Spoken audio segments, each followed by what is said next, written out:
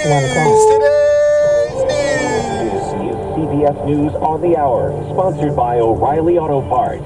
I'm Cammie McCormick. The economy shrank in the first quarter. That hasn't happened in 3 years, and the White House was quick to shift the blame, as Linda Kenyon reports. The numbers show the gross domestic product was down 0.3%. Analysts point to President Trump's tariffs as a drag on the economy, but the president doesn't think so. That's Biden. That's not Trump, because we came in on January, just the quarterly numbers.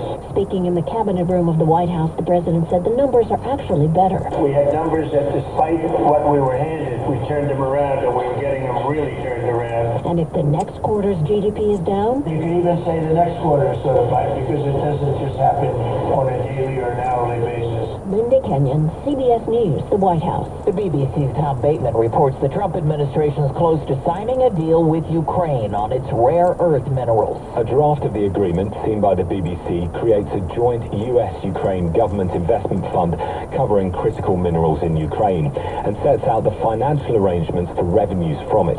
Crucially, the draft says that future American military assistance to Ukraine would count as an investment cost from Washington, in effect partly fulfilling President Trump's demand for the US to get its money back for its weapons support for Ukraine in the form of future oil, gas and minerals profits. A judge today released a Palestinian student activist who led protests against the war in Gaza as a student at Columbia University. Mohsen Madawi was arrested by immigration officials during an interview about finalizing his U.S. citizenship. He's been a permanent legal resident for 10 years. Me standing here with you, among you, sends a clear message.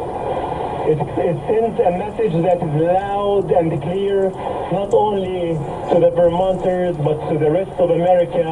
And the message is, we the people will hold the Constitution accountable for the principles and values that we believe in. In Israel, the main highway between Jerusalem and Tel Aviv has been shut down due to a wildfire.